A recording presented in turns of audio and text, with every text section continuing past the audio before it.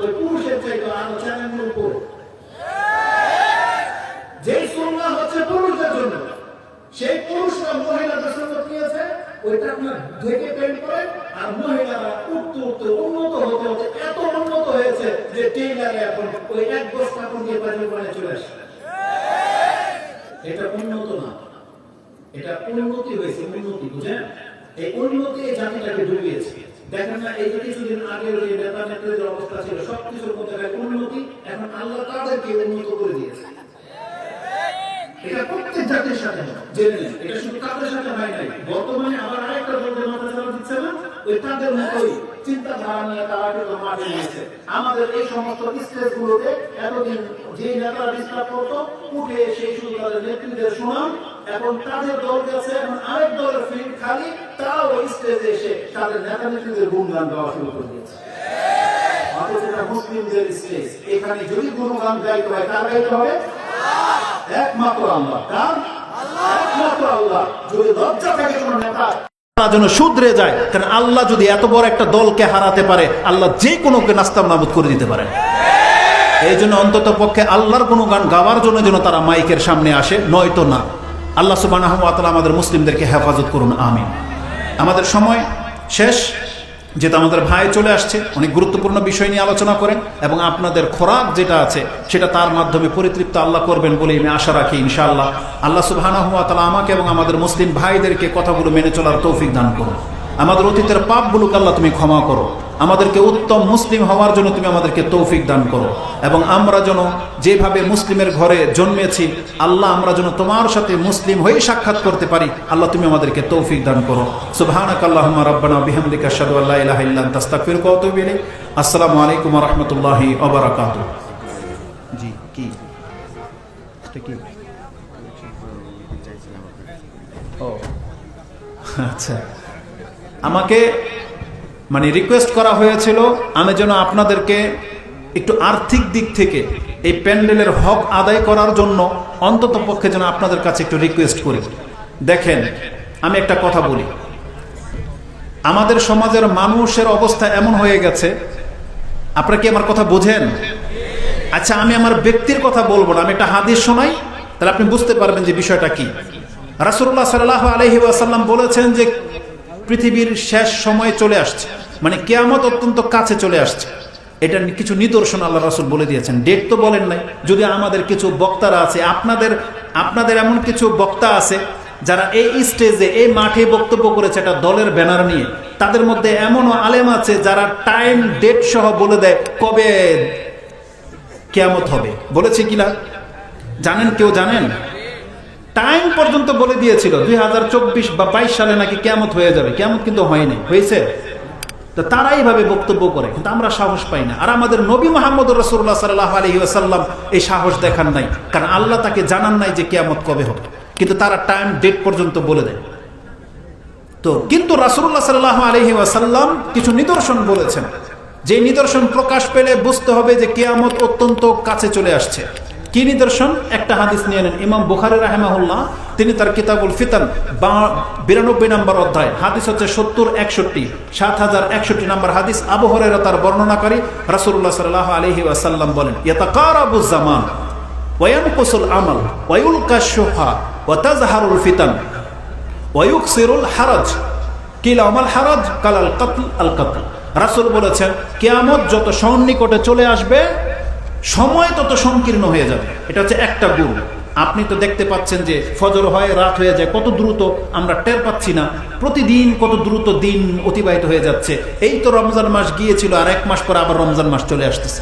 তার মানে সময় খুব দ্রুত কাছে চলে আসতেছে। ইয়াতাকারাবুজ জামান ওয়া ইয়ানকুসুল আমাল, আমল কমে যাবে। রাসূল বলেছেন মুসলিমরা ইবাদত করা ছেড়ে দেবে, আমল কমে যাবে। আর সবচেয়ে বড় উদাহরণ হচ্ছে আজকে মুসলিমরা 5 ওয়াক্ত ফরজ নামাজই ছেড়ে দিয়েছে। এটা কিয়ামতের একটা লক্ষণ, জেনে নেন। রাসূল বলেছেন ওয়ায়ুলকাশ শুহা, কৃপণতা ঢেলে দেওয়া হবে। আজকে আমাদের অধিকাংশ মানুষের অন্তরের মধ্যে কৃপণতা একবারে ছেয়ে গেছে। মানুষ কৃপণ হয়ে গেছে, ভালো কাজে তেমন একটা খরচ করতে চায় না, অথচ যেই খরচের মাঝেই তার জান্নাত নিহিত ছিল। কারণ রাসূল বলেছেন আস-সাদাকাতু তুতফিউল খাতিআ কামা ইউতফিউ আল মাউন নার। যে হাদিসটা আপনি তিরমিজিতে ঈমানের অধ্যায় পেয়ে যাবেন 26-16, 2616 নম্বর হাদিসে রাসূল বলেছেন সাদাকা হলো যারা দান সাদকা করে সেটা হচ্ছে ওই আগুনের মধ্যে পানি ঢেলে দেওয়ার মতো। কেউ যদি সাদাকা করে তাহলে এই সাদাকা তার পাপের উপরে পানি ঢেলে দেয়, বুঝেন? আগুনের মধ্যে যেমন পানি ঢেলে দিলে পানি নিভে যায়, কেউ যদি সাদাকা করে তাহলে সেটা তার পাপকে ওই জ্বলতে যাওয়া থেকে বাঁচিয়ে দিবে, ঠান্ডা করে দিবে। এটা হচ্ছে সাদাকা। আর সাদাকা তো বোরহান, রাসূল আরেক জায়গায় বলেছেন সাদাকা হচ্ছে বোরহান, মানে দলিল যে আপনি নাজাত পাবেন। রাসূলুল্লাহ সাল্লাল্লাহু আলাইহি ওয়াসাল্লাম একদিন জাহান্নামের আলোচনা করতে গিয়ে তিনি মুখটাকে ফিরিয়ে নিলেন এবং তিনবার করে এই মুখ ফিরিয়ে নিলেন এবং শেষে বললেন যে তোমাদের মধ্যে যেই ব্যক্তির ক্ষমতা আছে একটা খেজুর পরিমাণ দান করে দিয়ে হলেও জাহান্নাম থেকে বাঁচার ক্ষমতা রাখো, ফালিয়া ফাল, তাহলে সেই জন্য তাই করে। অতএব ছোট্ট দান হলেও আল্লাহ সুবহানাহু ওয়া তাআলা এর ক্ষমতা রেখেছেন যে এর মাধ্যমে আপনার জাহান্নামের আগুন নিভে যাবে। এটা হচ্ছে বর্ণনা। কিন্তু আমরা দেখেছি এই কথা বললে অধিকাংশ মানুষের পকেট থেকে কোনো টাকা বের হয় না। আমি যখন জামালপুরে একটা বক্তব্য গেলাম, আমার আগের এক বক্তা কালেকশন করতেছে, এখন তার বক্তব্যের ধরনটা শুনে সে বলতেছে, কে আছে এখানে আল্লাহর কোরআনের সাথে হাসরের মাঠে উঠবেন 30 পারার জন্য 30 জন? কে আছেন প্রথম পারার সাথে উঠবেন 1000 টাকা বলতেছে, কে আছেন এমন দ্বিতীয় পারার সাথে উঠবেন 1000 টাকা। এইভাবে সে আল্লাহর কোরআনকে 30 বার বিক্রি করলো 30,000 টাকা, বুঝেন? এটাও আহলাদি সমাজ। কিন্তু কারণ এই বক্তারা ভালো করেই জানে এদেরকে আলফাল কথা না বললে এদের পকেট থেকে টাকা বেরোয় না। কিন্তু আমরা কিন্তু সেই চরিত্রের না। আমি জাস্ট একটা রিকোয়েস্ট করব, সেই রিকোয়েস্টটা কি জানেন? আমার ভাই শুধু বক্তব্য করবেন, তার একটা ইমেজ আছে যে তাকে এখানে নিয়ে আসা হয়েছে, এখানে আমি এসেছি। আমাদেরকে যারা পছন্দ করেন আমরা মনে করি আমাদেরকে আপনি লজ্জা দিবেন না, আমাদেরকে লজ্জা দিবেন না। যার যেমন মান আছে আপনি সেই মানটাকে লক্ষ্য রেখে আল্লাহকে সন্তুষ্ট করার জন্য আপনি প্যান্ডেলের দিকে তাকান। এবং এই সংগঠনের বেশ কিছু কল্যাণকর কাজ তারা করে থাকে, যেখানে এখানে লিস্ট করা আছে। তাদের এই সংগঠন যেন এই কল্যাণকর কাজগুলো করতে পারে। আর সবচেয়ে বড় কথা হচ্ছে তারা তো আপনাদেরকে ঠকায় নাই। যেমন আপনারা পছন্দ করেছিলেন ব্রাদার রাহুল ভাইকে, ওনারা কিন্তু তাকে এনেছেন, তার বক্তব্য আপনারা শুনবেন, যাকে আপনারা অনেক পছন্দ করেন, তাহলে তাকে আনার ব্যবস্থা তো তারা করেছে। এটা একটা হক নাই? আপনারা কি আদায় করবেন? তাহলে আমি আপনাদেরকে এখন বলতেছি, এর হক মান অনুযায়ী কে কি দিবেন আপনারা এখান থেকে শুরু করেন। কেউ কি কোনো টাকা ঘোষণা করবেন, বড় কোনো অঙ্কের টাকা? কেউ কি ঘোষণা করবেন 10 থেকে শুরু? কেউ কি না এই আপনার পুরো গোদাগারের মধ্যে যে 10,000 টাকা দিতে পারে সংগঠনকে, বা এই আঞ্জাম দেওয়ার ফলে? আসলে বিষয়টা কি জানেন? ওই যে যাদেরকে দেখে আপনারা বলেন না যে মাঠ ভরে যায়, বক্তাদের নাম নিলাম না, মাঠ ভরে যায়, যারা নাচতে নাচতে মাইকটাকে নিচে ফেলে দিতে পারতাম যদি, এদের মূল্য কিন্তু অনেক। এদের জন্য 10,000 5,000 বেরিয়ে যায়। কিন্তু কোরআন এবং সুন্নাহ আলেমদেরকে যদি আপনি মূল্যায়ন না করেন না, এটা হচ্ছে প্রত্যেকটা ব্যক্তির হীনতা। তাহলে আপনাদেরকে আমরা কোনো সংখ্যা নির্ধারণ করে দিতে চাচ্ছি না। ওই যে আমরা বললাম যে আমরা ওই মাপের বক্তা নই, আমরা আপনাদেরকে আল্লাহর উপরে ছেড়ে দিলাম। যার পকেটে যা আছে, যতটা আপনি দেওয়ার ক্ষমতা রাখেন একটা মালিক হিসেবে, আপনারা তাদেরকে দেন। এই 5 মিনিটের মধ্যে দিবেন, তারপরে ভাই মাইক ধরবে, তার আগে নয়। এটা ওয়াদা রইল। আপনার দ্রুত 5 মিনিটের মধ্যে শেষ করেন। জি হ্যাঁ, মহিলা প্যান্ডেলের মধ্যে যারা আছেন এরকম 5-10 জন দাঁড়িয়ে যান, চাদর নিয়ে দাঁড়িয়ে যান। ইনশাআল্লাহুল আজিজ আমি যদি বিনা বাড়াবাড়িতে বলতে পারি, কারণ মহিলাদেরকে তো আপনারা টাকা দেন না, যদি মহিলারা আপনাদের মতো পয়সাওয়ালা হতো না, তাহলে আপনাদের দ্বিগুণ টাকা মহিলা প্যান্ডেল থেকে উঠে আসতো। জানেন এটার একটা ঘটনা রয়েছে। আমরা দিলে কি দিব? সর্বোচ্চ 1000 টাকার নোট, এটা হচ্ছে সবচেয়ে বড় নোট। আর মহিলাদের রেকর্ড আছে যে তারা রাসূলুল্লাহ সাল্লাল্লাহু আলাইহি ওয়াসাল্লামের যুগেও তাদের কানের দুল খুলে দিয়ে দিয়েছিল, তারা আংটি, নাকের ফুল খুলে দিয়ে দিয়েছিল, যেটার ওজন প্রায় 10,000 টাকার হবে। তাহলে এটা তারা করেছিল, যেটা আমরা আমাদের আত্মায় কুলাবে না। এই জন্য মহিলাদের ক্ষমতা থাকলে তারা আপনাদের চাইতে বেশি দিবে, এটা আমাদের বিশ্বাস। অতএব যারা আছেন এই দিক থেকে শুরু করেন, একবার প্রত্যেকটা কাতারে আপনারা ঢুকবেন। এটা বলে দিয়ে আমি আমাদের বক্তব্য শেষ করে দিচ্ছি। আল্লাহ সুবহানাহু ওয়া তাআলা আমাদেরকে তৌফিক দান করুন। আসসালামু আলাইকুম ওয়া রাহমাতুল্লাহি ওয়া বারাকাতুহু।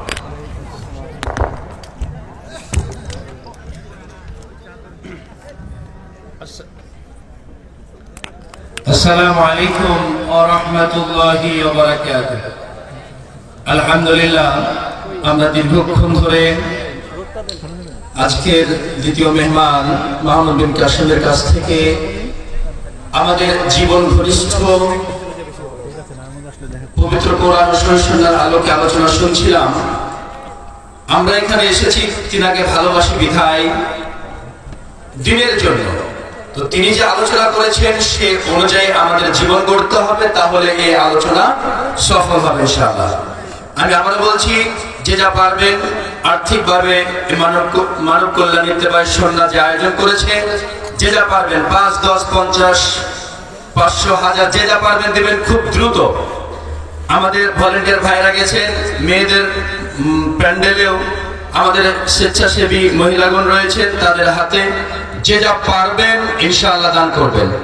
আর যারা বাইরে আছেন আপনাদের বলছি খুব দ্রুত প্যান্ডেল এসে বসে পড়ুন। আমাদের মাঝে আমাদের আজকের প্রধান আকর্ষণ উপস্থিত হয়েছেন। এই কালেকশনের ফাঁকেই মানব কল্যাণ ইত্তেফাক সন্ধ্যা আসলে কি এবং কি নিয়ে কাজ করে দু একটি কথা। প্রথমত, রক্তদান কর্মসূচি আমরা পালন করে থাকি। বাইপাসে একটা ব্যানার দেখতে পাবেন, যদি কারো কোনো রক্তের প্রয়োজন হয় আপনার ওখানে নাম্বার দেওয়া আছে, আপনারা যোগাযোগ করবেন ইনশাআল্লাহ। আমাদের সংগঠনের প্রায় 100 জন কর্মী আছে। আমরা লিস্টটা দেখে আপনার কি রক্তের গ্রুপ, সেই গ্রুপ ওয়ালা ব্যক্তিকে খুঁজে কল দিয়ে আমরা ম্যানেজ করে থাকি আলহামদুলিল্লাহ। এটা সম্পূর্ণ ফি সাবিলিল্লাহ। তো আপনারা এটা পারবেন, এটা আমরা করে থাকি। সেই সাথে আমরা ছেলে ও মেয়েদের জন্য পৃথক কোরআন শিক্ষার ব্যবস্থা, অলরেডি ছেলেদের একটি ব্যাচ হয়েছে, মেয়েদের একটি ব্যাচ হয়ে গেছে, কোরআন ধরেছে প্রায় 30 জন মহিলা, বয়স্কা মহিলা কোরআন ধরেছে। আরেকটি কোর্স বর্তমান চলছে।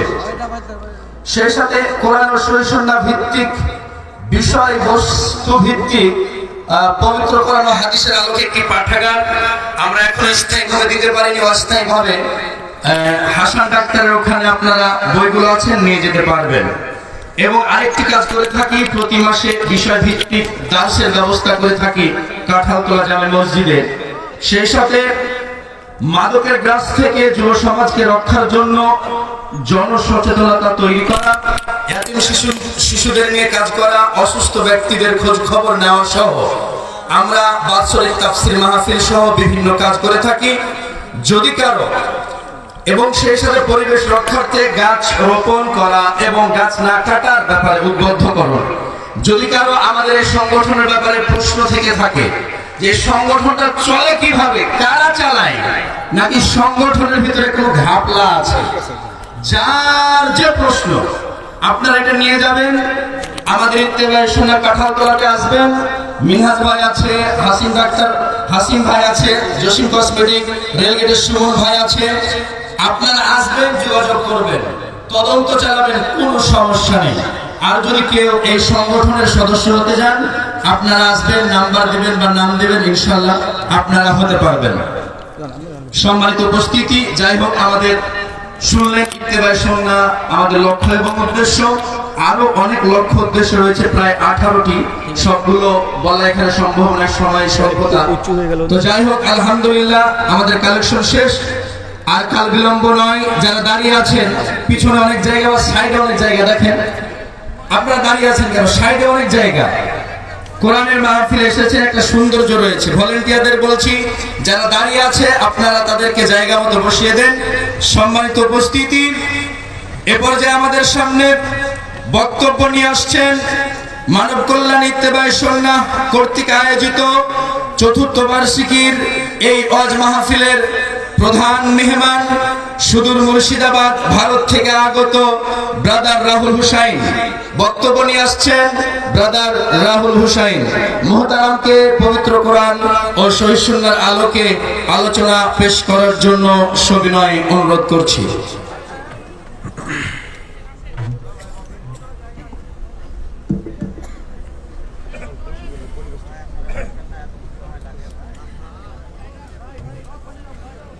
আসসালামু আলাইকুম ওয়া রাহমাতুল্লাহি ওয়া বারাকাতুহু।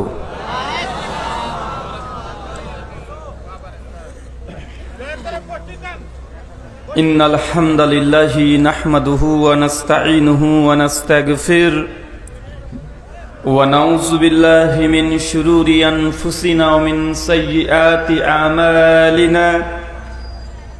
মান ইয়াহদিহিল্লাহু ফালা মুদিল্লা লাহু ومن يضلل فلا هادي له واشهد ان لا اله الا الله وحده لا شريك له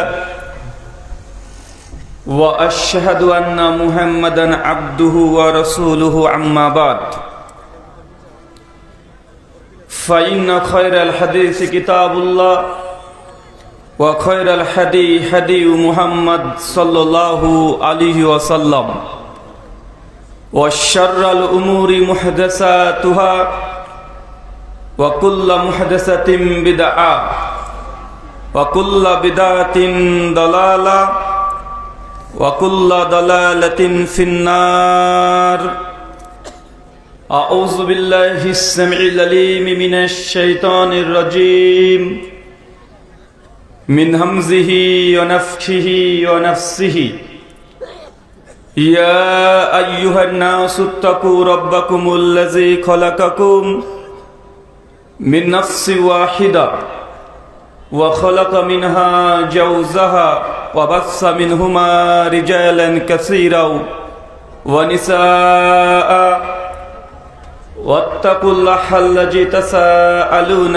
به والأرحام إن الله كان عليكم رقيبا يا أيها الذين آمنوا اتقوا الله حق تقاته ولا تموتن إلا وأنتم مسلمون يا أيها الذين آمنوا اتقوا الله وقولوا قولا سديدا يصلح لكم أعمالكم يغفر لكم ذنوبكم ومن يطع الله ورسوله فقد فاز فوزا عظيما قال رب اشرح لي صدري ويسر لي أمري واحلل عقدة من لساني يفقه قولي ربي زدني علما وزدني فهما সমস্ত প্রশংসা সেই মহান সত্তা আল্লাহ সুবহানাহু ওয়া তাআলার জন্য, যিনি আমাদের সৃষ্টি করেছেন। শুধু সৃষ্টি করেননি, এই পৃথিবীতে সহস্র কোটি মাখলুকাত সৃষ্টি করার পরেও যিনি আমাদের এই মানব জাতিকে সর্বশ্রেষ্ঠ জাতি, সর্বশ্রেষ্ঠ মাখলুকাত এবং সর্বশ্রেষ্ঠ নবী মুহাম্মদে আরবি সাল্লাল্লাহু আলাইহি ওয়াসাল্লামের উম্মত হিসেবে প্রেরণ করেছেন, সেই মহান সত্তা আল্লাহ সুবহানাহু ওয়া তাআলার সংক্ষিপ্ত শুকরে সুজুদ আদায় করি। তার নিজের শেখানো ভাষা দিয়ে সকলে এক বাক্যে পড়ি আলহামদুলিল্লাহ। অতঃপর সহস্র কোটি দুরুদ এবং সালাম বর্ষিত হোক নবীউর রাহমা মুহাম্মদ সাল্লাল্লাহু আলাইহি ওয়াসাল্লামের প্রতি। মানব কল্যাণ ইত্তেবে সুন্নাহর উদ্যোগে এবং পরিচালনায় আজ চতুর্থ বার্ষিকী আজিমুশ-শান ওয়াজ মাহফিল তারিখ 23 ডিসেম্বর 2024। আজকের এই আলোচনা সভাটিকে সফল করার জন্য যারা সার্বিক দিক থেকে সাহায্য এবং সহযোগিতা করেছেন, তাদের প্রত্যেকের নাম স্বতন্ত্রভাবে নিয়ে শুকরিয়া আদায় করা সম্ভব নয়। তারপরেও আজকে সভার সভাপতি এবং সহসভাপতি সহ যারা দূর দূরান্ত থেকে যেসব দিনী ভাই এবং বোনের আলোচনা শ্রবণের উদ্দেশ্যে একত্রিত হয়েছেন, পাশাপাশি যারা অর্থ, শ্রম, মেধা, দোয়া এবং পরামর্শ দিয়ে সহযোগিতা করেছেন, আল্লাহ সুবহানাহু ওয়া তাআলা তুমি তাদের প্রত্যেকের নেক নিয়াত এবং নেক আমলগুলোকে কবুল করে নাও। সকলে পড়ি আমিন। মহান সত্তা আল্লাহ সুবহানাহু ওয়া তাআলার কাছে দোয়া, এই প্রার্থনা, আল্লাহ সুবহানাহু ওয়া তাআলা আমরা মানুষ, আমরা কম বেশি ছোট বড় ভুল ত্রুটি বিচ্যুতি গুনাহ পাপ অন্যায় করে থাকি। আজকের এই আলোচনা সভার ওসিলায় আমাদের পেছনের ছোট ছোট গুনাহগুলোকে তুমি ক্ষমা করে দাও। সকলে পড়ি আমিন। সম্মানিত সুধী, বাদ মাগরিব থেকেই বিভিন্ন আলোচক তারা পবিত্র কোরআনুল কারীম এবং হাদিসে মুবারাকা থেকে অনেক গুরুত্বপূর্ণ আলোচনা আপনাদের সামনে পেশ করেছেন। আজকের এই আলোচনা সভার অন্তিম লগ্নে আপনাদের সামনে উপস্থিত হয়েছি একটি নির্দিষ্ট বিষয় নিয়ে কথা বলার জন্য। আজকে যে বিষয়ে গুরুত্বপূর্ণ আলোচনা করব, আলোচ্য বিষয় সমকালীন বাংলাদেশ এবং আপনাদের করণীয়। কি বললাম বলেন তো, আরো জোরে বলেন। সমকালীন বাংলাদেশ এবং আপনাদের করণীয়। এটা হতে পারতো আমাদের করণীয়, কিন্তু এর মধ্যে আমি নেই, কেননা আমি বাংলাদেশি নই, তাই না? এখন যদি বলি আমার বা আমাদের করণীয়, তাহলে আপনাদের সঙ্গে আমি যুক্ত হয়ে যাব, কিন্তু যেহেতু আমি বিদেশি মেহমান, এই জন্য বিষয়টা একটু ভিন্ন হয়ে গেছে, আমরা থেকে আপনাদের হয়ে গেছে। আর বাংলাদেশ সমকালীন শব্দটা এই জন্য প্রয়োগ করা হয়েছে যে আজ থেকে 130 দিন পূর্বে বাংলাদেশ যেমনটা ছিল এখন তেমনটা নেই। প্রত্যেক মানুষের মধ্যে লক্ষ্য করা যাচ্ছে তারা স্বাধীনতার যে স্বাদ, যে টেস্ট, এটা তারা পাচ্ছে, তাদের মুখ দেখে বোঝা যাচ্ছে। মানুষের মধ্যে একটা উচ্ছ্বাস, আনন্দ, উল্লাস, স্বাধীনতার অর্জন করেছে। এই জন্য বাংলাদেশের প্রত্যেকটা জায়গায় যেখানে আমরা যাচ্ছি না কেন, মানুষের মধ্যে একটা আলাদা প্রতিক্রিয়া দেখতে পাচ্ছি। তবে মনে রাখবেন, আপনারা যত না আনন্দিত, উল্লাসিত, উচ্ছ্বাস দেখাচ্ছেন, তাতে এখনো সেই আনন্দিত হওয়া, উল্লাসিত হওয়ার কোনো কিছুই ঘটেনি। এখনো অনেক কাজ বাকি আছে, এখনো কাজের কিছুই হয়নি। কেবল তো পথ চলা শুরু হয়েছে। অনেক বাধা বিপত্তি, অনেক চ্যালেঞ্জ আপনাদের সামনে আসছে এবং আসতে থাকবে। এই চ্যালেঞ্জগুলোকে মোকাবেলা করার পরেই যখন বাংলাদেশের এই ভূখণ্ড ইসলামের তথা কালেমার পতাকা উড্ডীন হবে, তখনই প্রকৃত আনন্দ উল্লাস করবেন, তখন শোভা পাবে। এখনই আনন্দের বা বিজয়ের আপনারা স্বাদ নিতে চেষ্টা করছেন। আজকের গোটা আলোচনাতে বোঝানোর চেষ্টা করব যে এখনো স্বাধীনতার কিছুই হয়নি। সমকালীন বাংলাদেশ আপনাদের করণীয়। ছোট্ট একটা প্রশ্ন করি। আচ্ছা চাচা, বলেন তো, আজ থেকে ৭০ বছর আগে বাংলাদেশ বলে কোনো দেশ ছিল? জোরে বলেন। ছিল না। আচ্ছা, পাকিস্তান বলে কোনো দেশ ছিল? হ্যাঁ, পাকিস্তান দেশ ছিল? পাকিস্তানে ছিল না। কাশ্মীর, আফগানিস্তান, নেপাল, ভুটান, এগুলো কোনো কিছুই ছিল না। তখন একটাই দেশ ছিল, ইন্ডিয়া তথা ভারত, অখণ্ড ভারত। আর এই ভারতবর্ষে মুসলমানরা আজকে নয়, 96 হিজরিতে মোহাম্মদ বিন কাসেম সেই সময় ভারতের মধ্যে প্রবেশ করেছিলেন। একটা দুইটা বছর নয়, 100-200 বছর নয়, দীর্ঘ 700 থেকে 800 বছর ভারতের ভূখণ্ডে মুসলমানরা রাজত্ব করেছিল। কত বছর? 700 থেকে 800 বছর। আজ থেকে মাত্র 200 বছর পেছনে চলে যান, মুঘল সাম্রাজ্যের ইতিহাস। মুঘল কারা ছিল? সব মুসলমান। একটা দুটো বছর রাজত্ব করে নাই, 800 বছর। অনেক মানুষ, আমরা যারা আহলুল হাদিস সমাজে বসবাস করি, তাদের প্রতি একটা অভিযোগ করে। সে অভিযোগটা যে আহলে হাদিস এরা সব ছোট ছোট মাসালা নিয়ে পড়ে আছে। কে বুকের উপরে হাত বাঁধবে, কে নাভির নিচে হাত বাঁধবে, কে জোরে আমিন নাচতে আমিন, 8 টাকার তারাবি না 20 টাকার তারাবি, কাঁধে সে কাঁধ লাগাতে হবে কি হবে না, ফিতরার টাকা দিয়ে না খাদ্য দিয়ে, এই গুটি কয়েক মাসালা নিয়ে আহলে হাদিসরা সবসময় সোচ্চার থাকে। তারা কখনোই রাষ্ট্রে যে ইসলাম কায়েম হোক এটা চায় না, বরং তারা এর মর্মে কোনো কাজই করে না। একটা অভিযোগ আছে না? আমি এই অভিযোগটাকে একটু উল্টো ভাবে চিন্তা করি। দেখেন তো আমার চিন্তার সঙ্গে আপনাদের চিন্তা মিলছে কিনা। তাদের উদ্দেশ্য যে রাষ্ট্রে ইসলাম কায়েম করতে হবে, প্রতিষ্ঠা করতে হবে। আর আহলে হাদিস সমাজ কোন রাষ্ট্রের আন্দোলন করে যে ক্ষমতায় যেতে হবে এই চিন্তা চেতনা তাদের মধ্যে দেখা যায় না।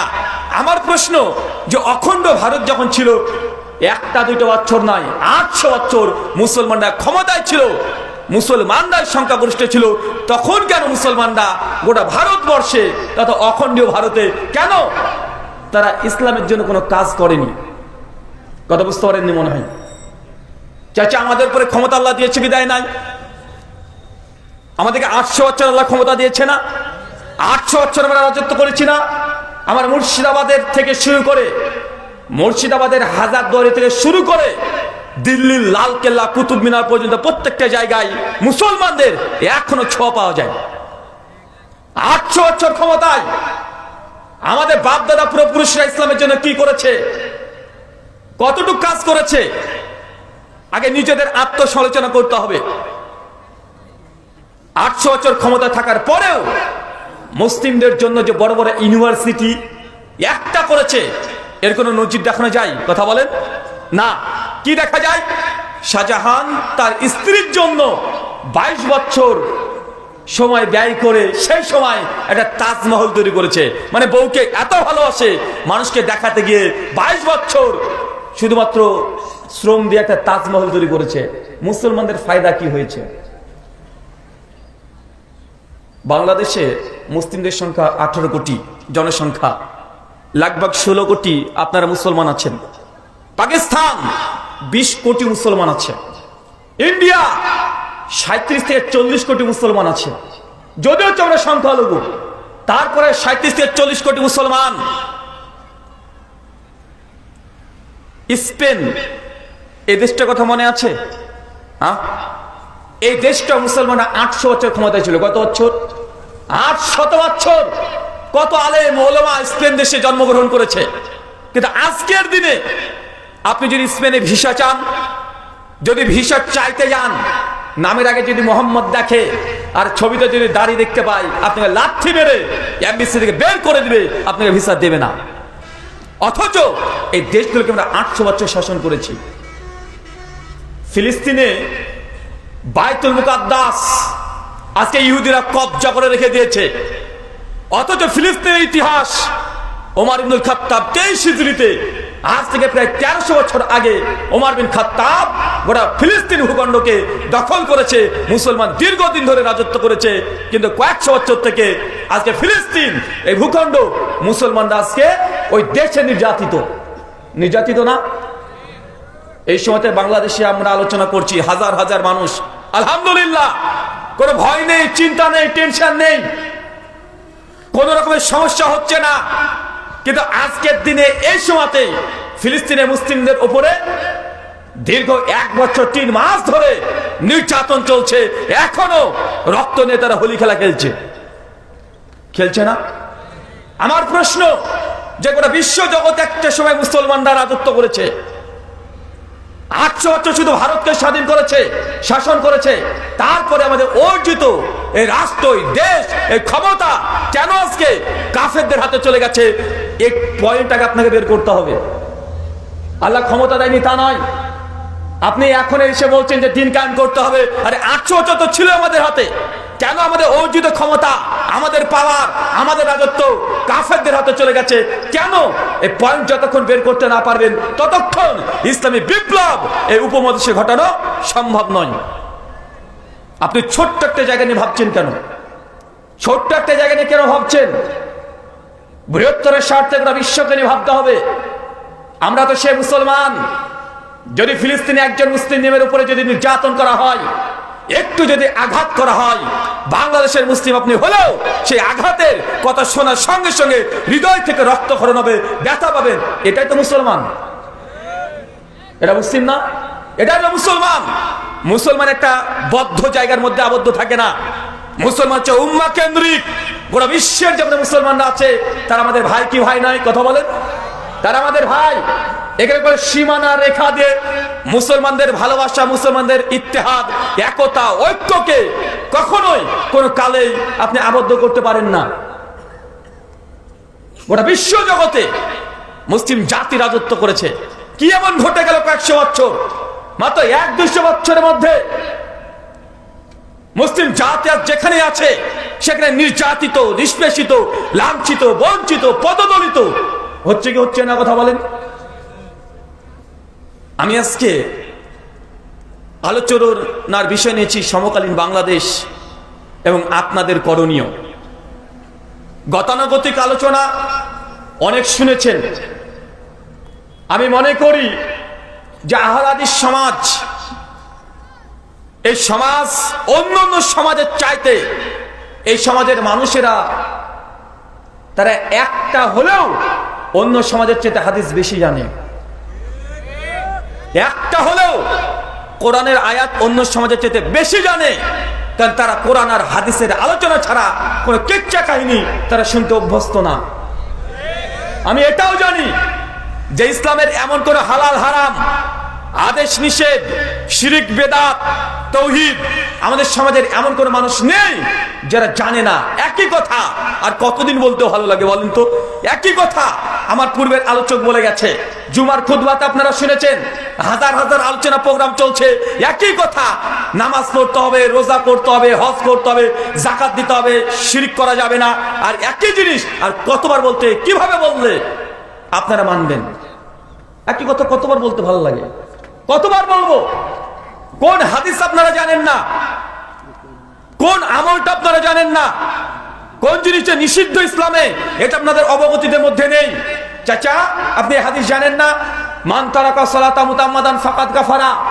যে ব্যক্তি ইচ্ছাকৃত নামাজকে ত্যাগ করে দিয়েছে ওই ব্যক্তি কাফের। সেই মুসলিম হাদিস না 253 কিতাবুল ঈমানে আছে। এই হাদিস জানা আছে না? জানা আছে না নাই?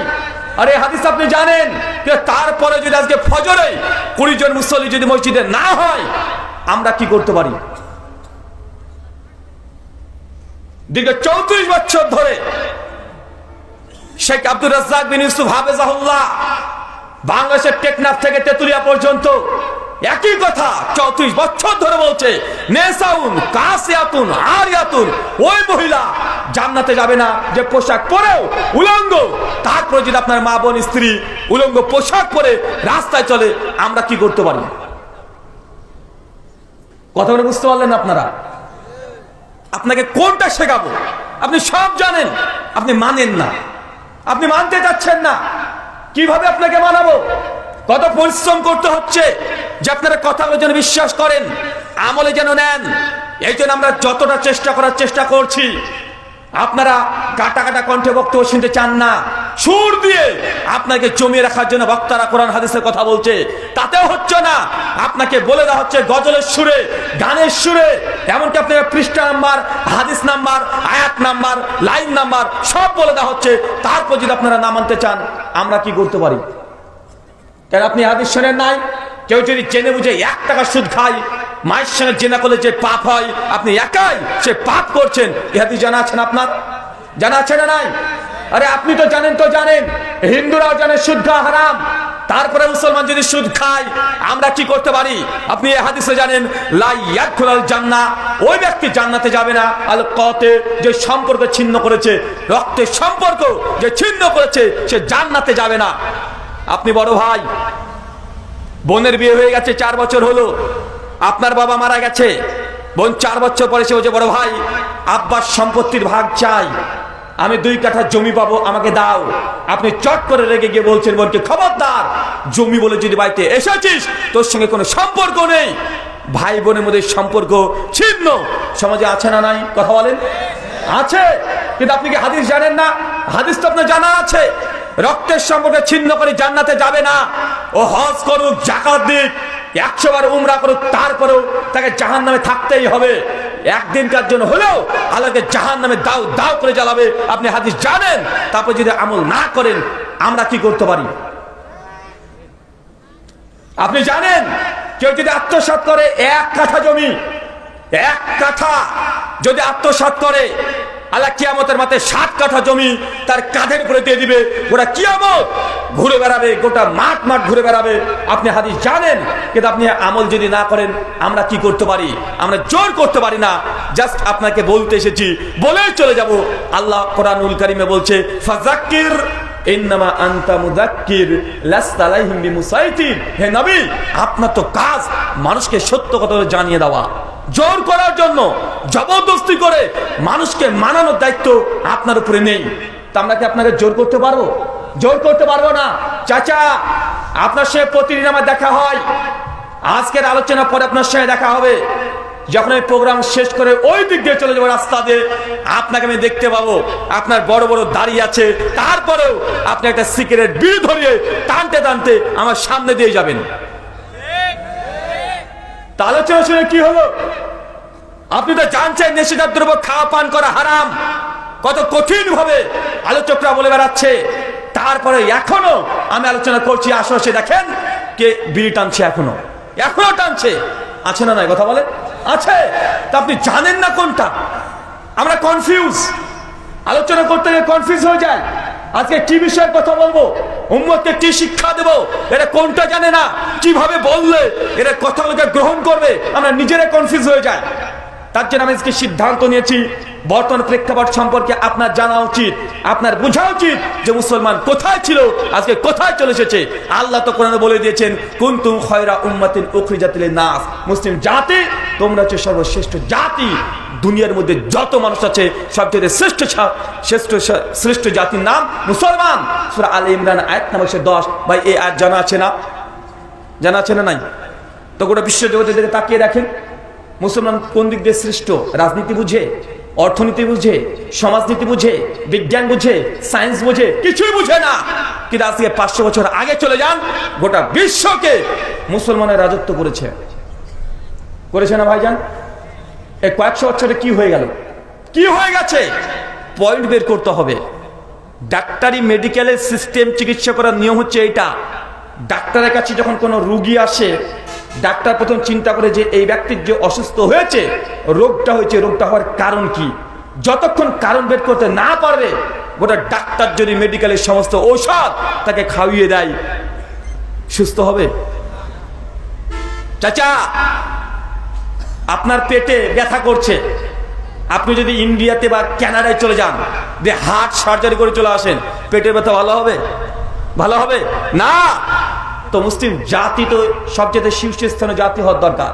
কারণ গোটা বিশ্ব জগতে নির্যাতিত কেন, আগে কারণ বের করেন।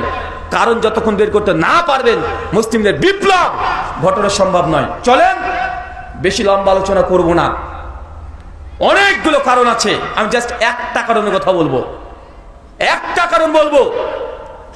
আর এই একটা কারণ, এটা আমার বানানো কোনো কারণ নয়, ডাইরেক্ট আল্লাহ কোরআনুল কারীমে যে কারণটা বলে দিয়েছে।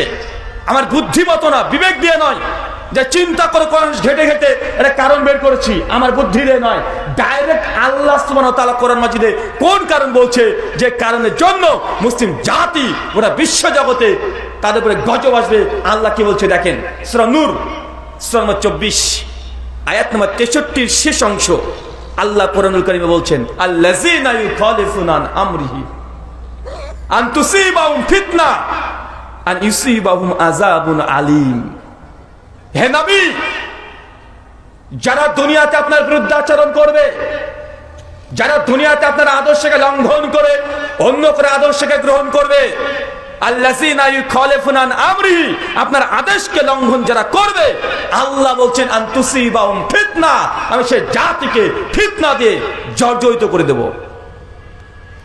কারণটা বুঝতে পেরেছেন? এটাকে আমার কারণে না, কোরআনে ডাইরেক্ট আল্লাহ বলছেন। আল্লাহ বলছেন নবীর আদর্শকে, নবীর আদেশকে যে লঙ্ঘন করবে, সে জাতির উপরে আল্লাহ সুবহানাহু ফিতনা দিয়ে জর্জরিত করে দেবে। আচ্ছা বলেন তো, আজকে মুসলিম জাতি আল্লাহ নবীর আদর্শকে গ্রহণ করেছে? যান আপনার বাড়িতে চলে যান, আপনার ছেলের চুল কাটার স্টাইলটা দেখেন, তাহলে বুঝতে পারবেন এই চুল কাটার আদর্শ কোথা থেকে পেয়েছে। চুল কাটে না ছেলেরা? আপনার মেয়ে এবার ঈদে আপনি যেই চুড়িদারটা কিনে দিয়েছেন, 3 পিস, যে পোশাকটা কিনে দিয়েছেন, কার আদর্শে কিনে দিয়েছেন, কার পোশাককে নকল করছে, আপনি একবার দেখেন, বুঝতে পারবেন আপনি রাসূলের আদর্শের উপর আছেন না রাসূলের আদর্শকে ত্যাগ করে আপনি কার আদর্শ পালন করছেন, আপনি নিজে বুঝতে পারবেন। আপনার পরিবারের রাসূলের আদর্শ আছে, আপনার ঘুমাবেন যেই সময়, ঘুমের সময়টা রাসূলের আদর্শ আছে, ঘুম থেকে ওঠার সময় রাসূলের আদর্শ আছে। ব্যবসা বাণিজ্য, অর্থ আদান প্রদান, লেনদেন,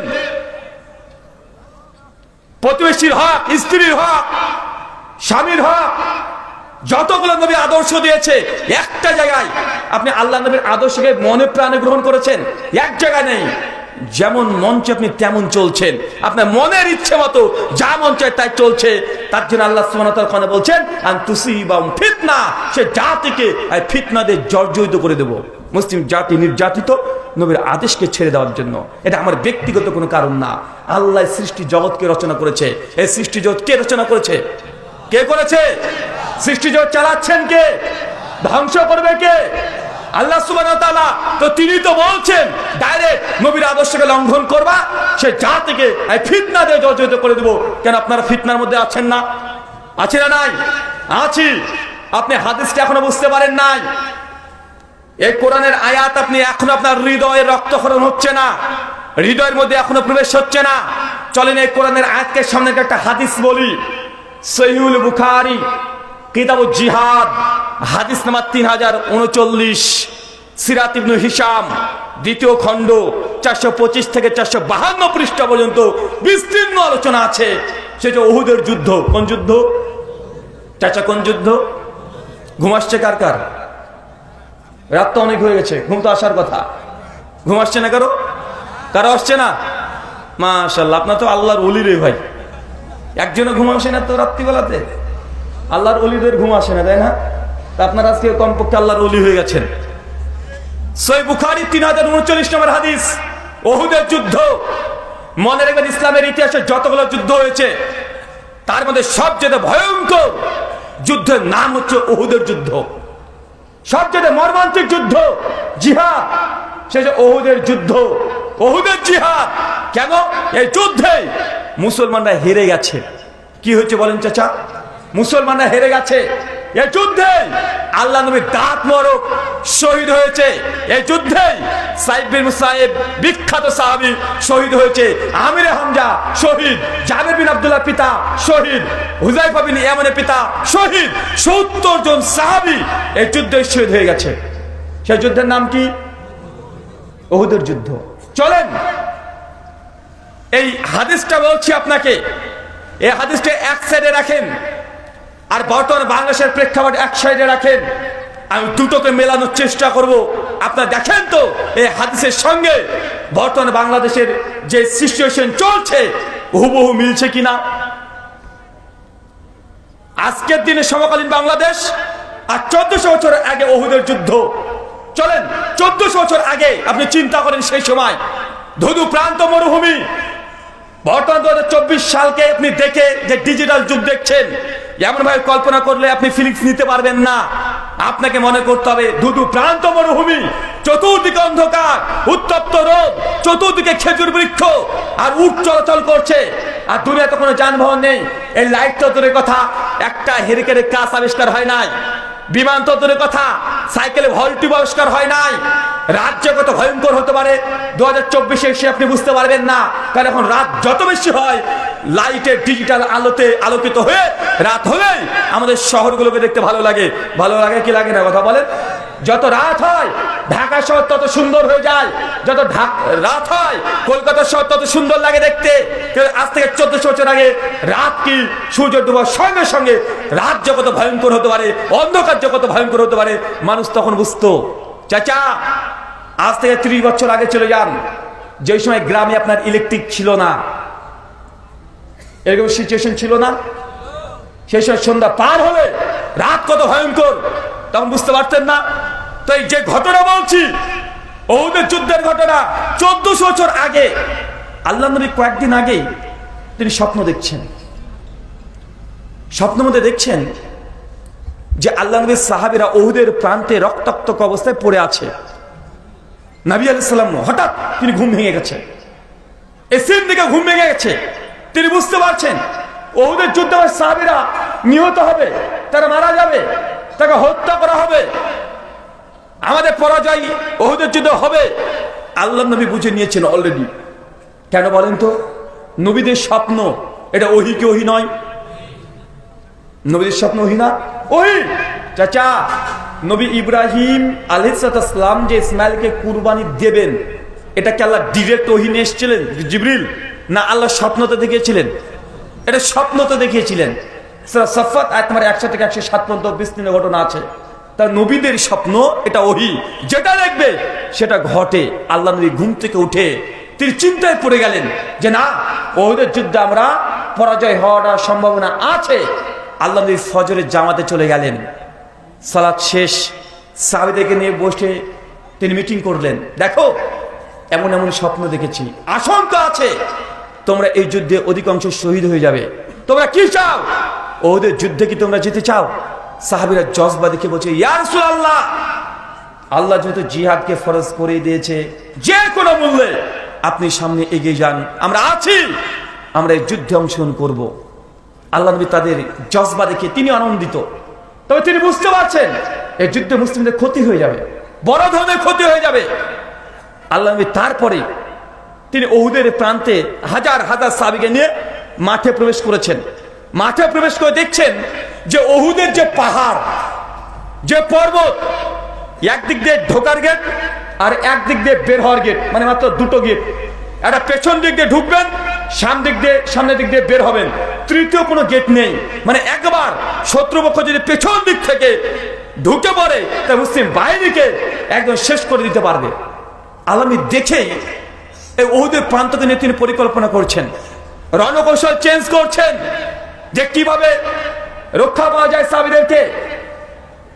আল্লাহর নবী মাঠে প্রবেশ করার সঙ্গে সঙ্গে আব্দুল্লাহ বিন জুবায়ের, বিখ্যাত একজন সাহাবী, তীরন্দাজ সাহাবী, মানে এত সুন্দর তীর নিক্ষেপ করতে পারত, কখনো তার তীর লক্ষ্যভ্রষ্ট হয় নাই। আল্লাহ নবী আব্দুল্লাহ বিন জুবায়েরকে বললেন যে আব্দুল্লাহ বিন জুবায়ের, তোমার সঙ্গে 50 জন সাহাবীকে দিচ্ছি। চাচা কতজন?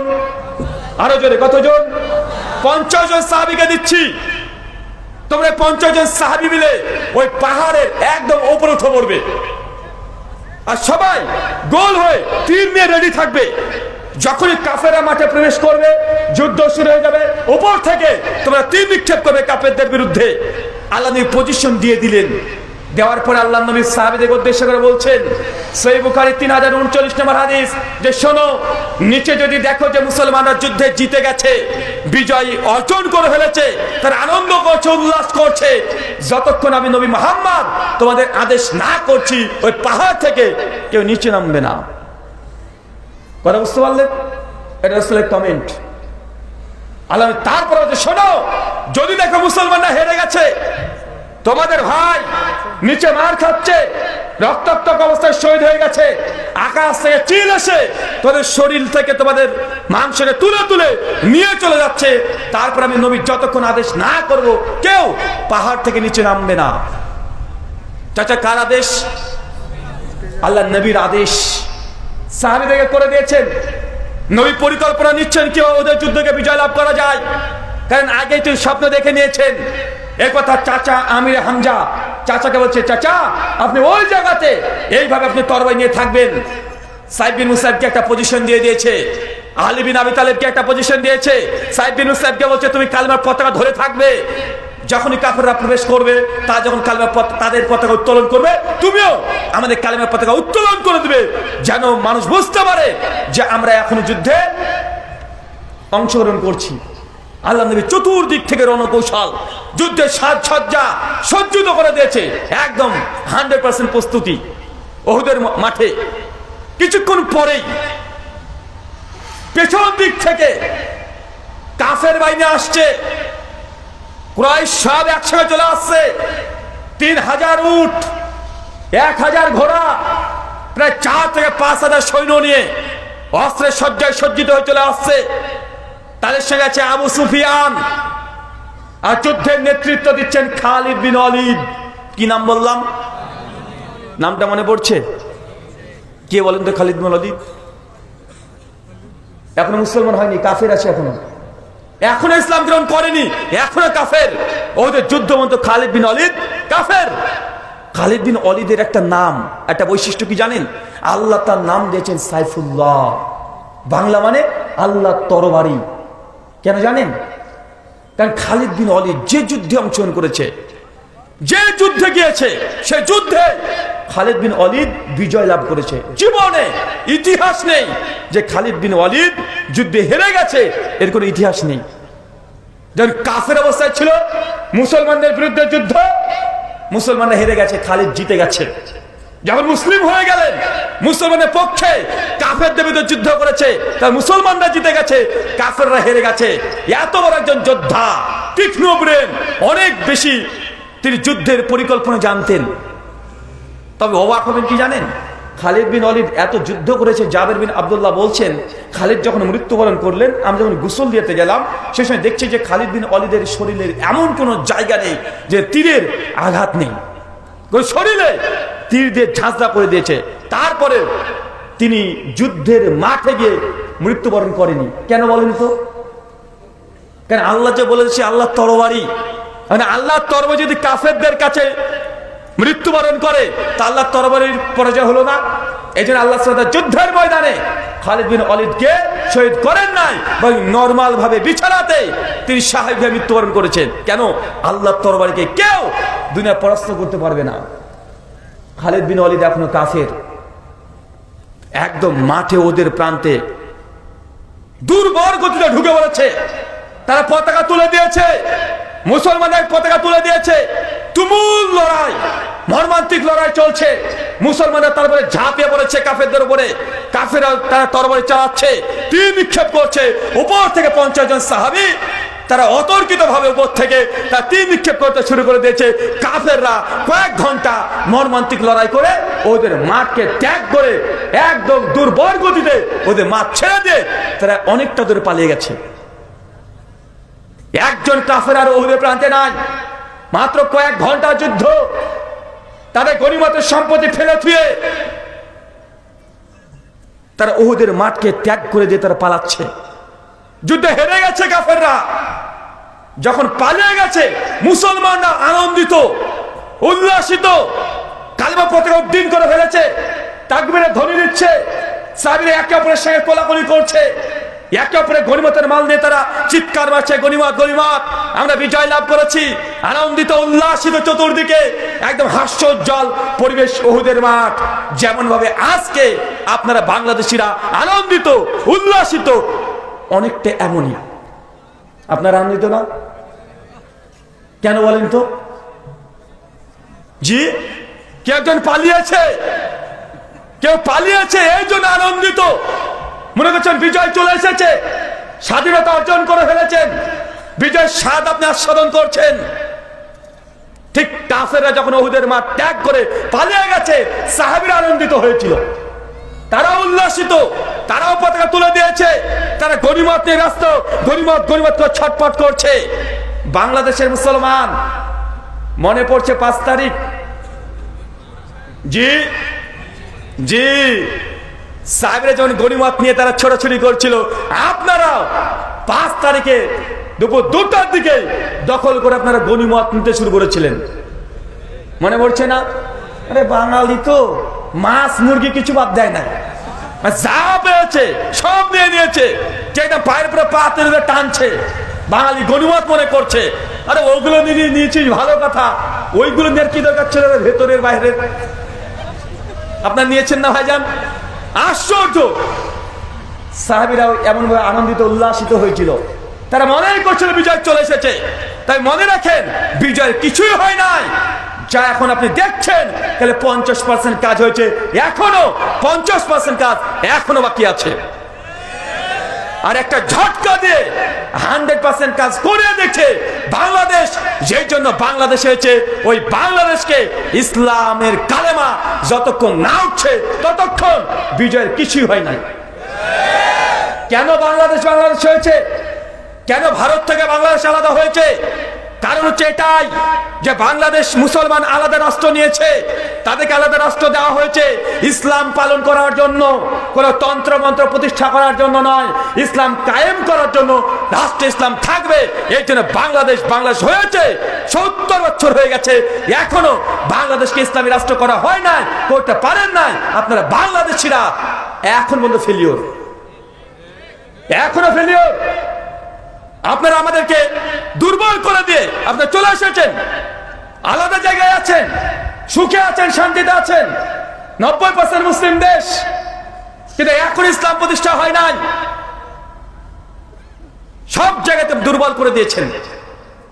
যদি বাংলাদেশের 17 কোটি মুসলমান, পাকিস্তানের 20 কোটি মুসলমান, ভারতের 37 কোটি মুসলমান যদি এক জায়গায় থাকতো, কমপক্ষে 75 থেকে 80 কোটি মুসলমান যদি এক জায়গাতে থাকতো, পৃথিবীর কোন শত্রু মুসলমানদের দিকে উঁচু করে তখন সাহস বন্ধ পেত না।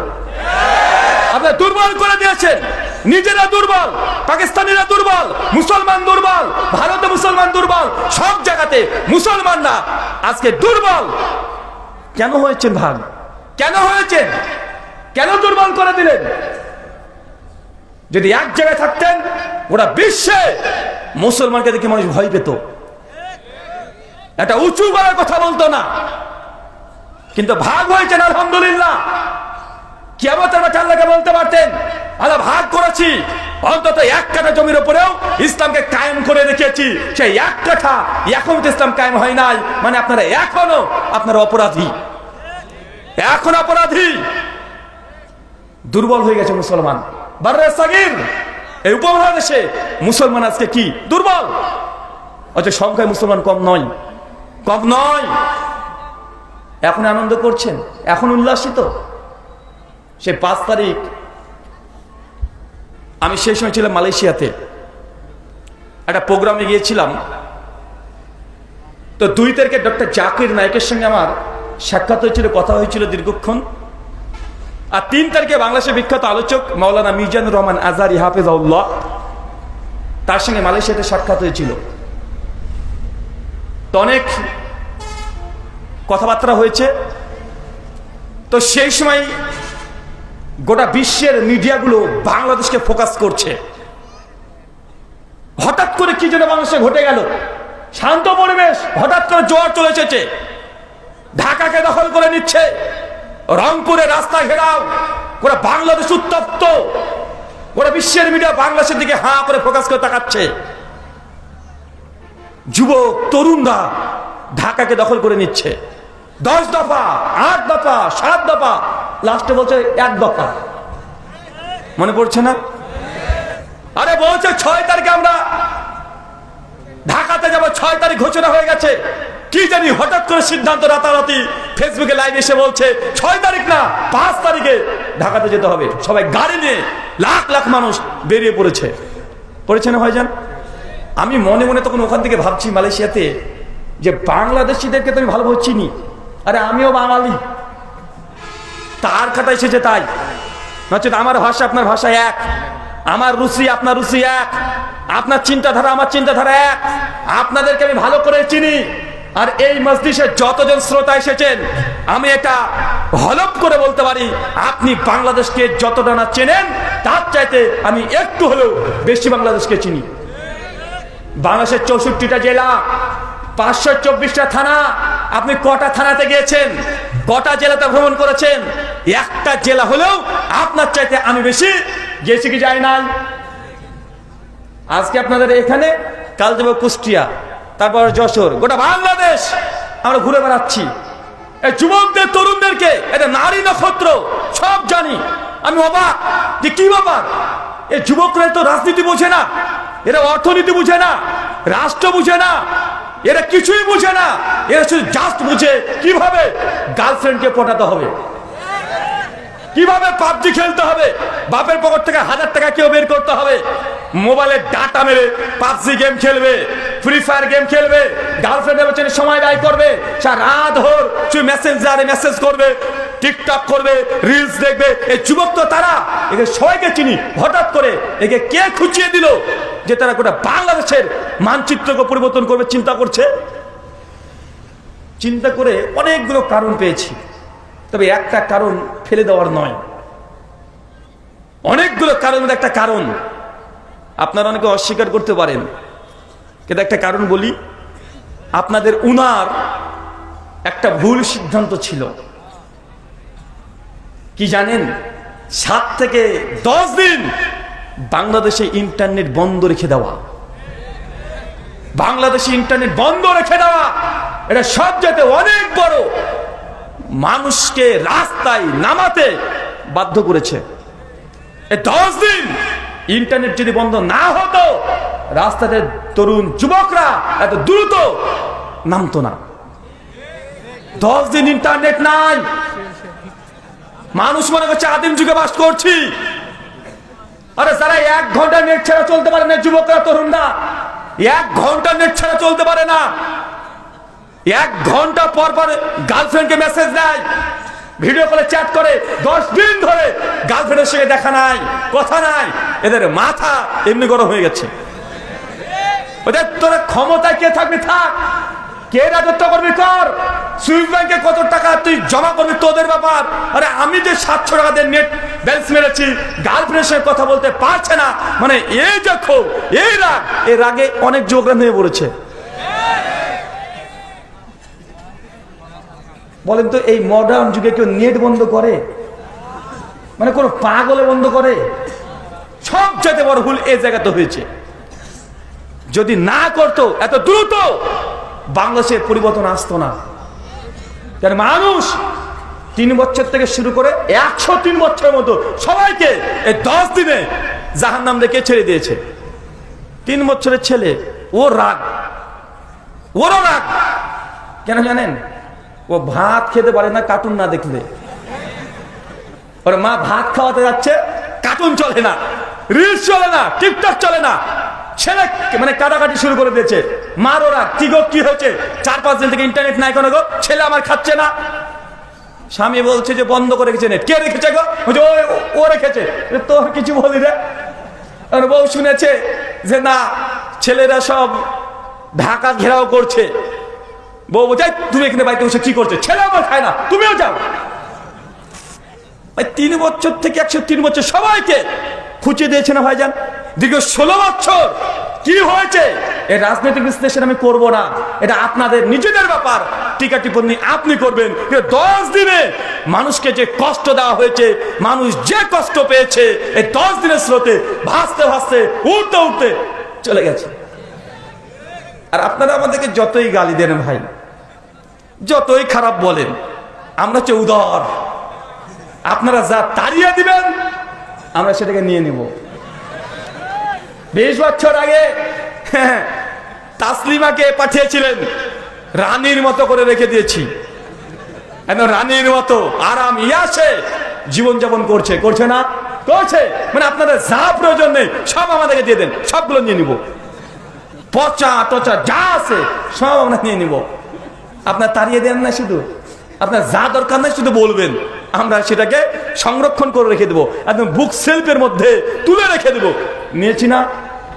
তা চিন্তা করবেন না, অত টেনশন করিয়েন না। এই 10 দিনে মানুষকে যে কষ্ট দিয়েছে, কষ্টেই অনেক বড় কাজ হয়েছে। মাকারু মাকারাল্লাহু ওয়াল্লাহু খায়রুল মাকিরিন। আল্লাহ বলছেন তারাও চক্রান্ত করেছিল, আল্লাহ কৌশল করেছিল। আল্লাহর কৌশল তাদের চাইতে অনেক বেশি আল্লাহ কৌশলী। সূরা আল ইমরান আয়াত নম্বর 54। ওই যদি নেট বন্ধ না হতো, এই তৃণমূল পর্যায়ে মানুষের রাগ উঠতো না। ওই 2-4 জন শুধু কৌট আন্দোলনই করতো না ভাইজান। 2-4 জন যারা চাকরি পায় না, শিক্ষিত মহলে এই আন্দোলনটা হতো। মাঠ ঘাটে রাস্তার মানুষগুলো নামতো না, কিন্তু তারা কৌশল করেছিল নেট বন্ধ করে দাও, দেশে কি হবে, দেশে কি হচ্ছে কেউ যেন বুঝতে না পারে। অথচ এই বন্ধ করাটাই শেষ সবলটা পেয়ে গেছে। চলেন উহুদের যুদ্ধ, সেই মাঠ কাফেররা পালিয়ে চলে গেছে অনেকটা দূর, একদম মাঠ শুধু মাত্র মুসলমানদের দখলে। মুসলমানের পতাকা তুলে দিয়েছে, তাকবীরে ধ্বনি দিচ্ছে, আনন্দিত উল্লাসিত। খালিদ বিন ওয়ালিদ চলে যাচ্ছেন, অনেকটা দূরে চলে গেছেন। চিন্তা করছেন যে হেরে গেলাম, কেন হারলাম, কারণ কি? কারণ খালিদ বিন ওয়ালিদ তো হেরে যাওয়ার মানুষ না, অনেক বড় যোদ্ধা। চিন্তা করছে কেন হেরে গেলাম। ওই পাহাড়ের দিকে তাকাচ্ছে, এইভাবে দেখছে পাহাড়ের উপরে 50 জন ব্যক্তি তীর নিয়ে আছে। খালিদ বিন ওয়ালিদ বুঝে নিলেন যে ওই ওপর থেকে যারা দাঁড়িয়ে ছিল ওদের তীর কাফেররা বুঝতেই পারেনি কোন দিক থেকে আসছে। ওই 50 জন দূর থেকে উঁচু থেকে তীর মেরেছে, কিন্তু কাফেররা বুঝতে পারেনি, লক্ষ্যই করতে পারেনি। বুঝে নিলেন যে তাদের জন্য আমাদের পরাজয়টা ঘটেছে। খালিদ বিন ওয়ালিদ সৈন্য সমর্থনে ছুটছে, পালিয়ে চলে যাচ্ছে। আর এই দিকে মুসলমান গনিমত করাতে ব্যস্ত হয়ে গেছে, গনিমত করাচ্ছে। পেছনকার গেট থেকে গনিমত কুড়াতে কুড়াতে কুড়াতে একদম সামনে চলে এসেছে। সামনের গেট পর্যন্ত, পেছন ফাঁকা, পুরো পেছন ফাঁকা। ওই পর্বতের মধ্যে 50 জন ছিল। চাচা কয়জন? 50 জন। 50 জনের মধ্যে অধিকাংশ সাহাবী তারা পাহাড় থেকে দুর্বল গতির নামতে শুরু করেছে। চলো, জিতে গেছি, জিতে গেছি, গনিমত গনিমত চিৎকার মারছে, নামতে শুরু করেছে। আব্দুল্লাহ বিন জুবাইর বলছে, খবরদার, কেউ নিচে নামবে না, আল্লাহ রাসূল এখন আদেশ করে নাই, এখনো খবর পাঠায় নাই, খবরদার কেউ তোমরা নিচে নেমো না। অধিকাংশ সাহাবী বলছে, যুদ্ধে তো জিতে গেছি, বিজয় লাভ করেছি, আরে ভাইরা দেখো গনিমত কুড়াচ্ছে, সম্পত্তি নিয়ে নিচ্ছে, দেখো কাফেররা পালিয়ে যাচ্ছে, ওরা তো নেই, তো আমরা থেকে কি করব, চল আমরা চলে যাই। অধিকাংশ সাহাবী তার নেমে চলে এসেছে পাহাড় থেকে নিচে, গনিমত গনিমত করে গনিমত কুড়াচ্ছে। খালিদ বিন ওয়ালিদ ছুটছে ঘোড়া নিয়ে, অনেকটা দূরে গিয়েছে, গিয়ে আবার চোখ পড়ে গেছে পাহাড়ে, দেখছে পাহাড়ের উপরে পুরোটাই ফাঁকা, কেউ নেই, 4-5 জন ঘোরাঘুরি করছে মাত্র। খালিদ বিন ওয়ালিদ বুঝতে পারলেন যে না, আর একটা চান্স আছে। সঙ্গে সঙ্গে খালিদ বিন ওয়ালিদ তাদের কাফের সৈন্যদেরকে, স্টপ, এখানে থেমে যাও, এখানে তাবু কাটো। সবাইকে নিয়ে খালিদ বিন ওয়ালিদ মিটিং করছে, শোনো, মুসলমানদের উপর আমি আবার আক্রমণ করব। ওরা বলছে, আক্রমণ করবো মানে, আমরা হেরে গেছি। খালিদ বিন ওয়ালিদ বলছে, ওই দেখো দেখো পাহাড়, যে 50 জন উপরে সাহাবীরা ছিল মুসলমান, তারা যেখান থেকে আমাদেরকে তীর নিক্ষেপ করেছে একজনও নাই। নিঃসন্দেহে মুসলমান এখন নিচে নেমে গিয়ে তারা গনিমত কুড়াতে কুড়াতে সামনের গেটে চলে গেছে, পিছন গেট ফাঁকা, কেউ নেই। আমরা আবারও পেছন দিক থেকে মুসলিমদের উপরে আক্রমণ করব। খালিদ বিন ওয়ালিদ যে চিন্তা, নতুন করে সজ্জায় সজ্জিত, অস্ত্রমস্ত্র নিয়ে রেডি, ঘোড়া নিয়ে তীরন্দাজ গতিতে ওহুদের প্রান্তে ঢুকে পড়ে উল্টো দিক থেকে এমন ভাবে অতর্কিত আক্রমণ, এমন আক্রমণ, কয়েক মিনিটে 70 জন মুসলমান সাহাবীকে শহীদ করে ছেড়ে দিয়েছে। আল্লাহ নবী ডাক মরক এই যুদ্ধে ভেঙে টুকরো টুকরো হয়ে গেছে। 5খানা নবীর উপরে তীর এসে পায়ে নিক্ষেপ করেছে, আমির হামজা শহীদ হয়ে গেছে।